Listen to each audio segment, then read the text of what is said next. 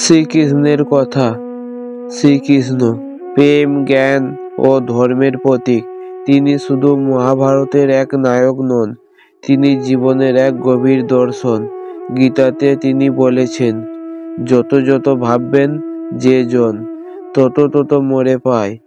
অর্থ মানুষ যেমন মন নিয়ে ঈশ্বরকে খুঁজে, তেমনি ঈশ্বরও তেমন ভাবেই তার কাছে আসেন।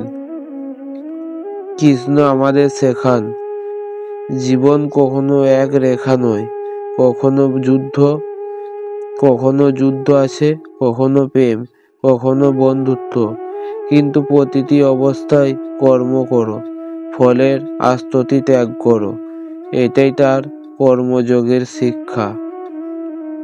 গোপীদের ভালোবাসায় কৃষ্ণ দেখিয়েছেন নিঃস্বার্থ প্রেম কি, আর কুরুক্ষেত্রের রণক্ষেত্রে তিনি দেখিয়েছেন কর্তব্য পালনই সত্য ধর্ম।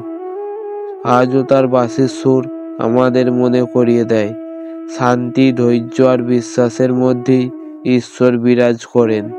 যে নিজের অন্তরে কৃষ্ণকে খুঁজে পায়, সে কখনো একা নয়।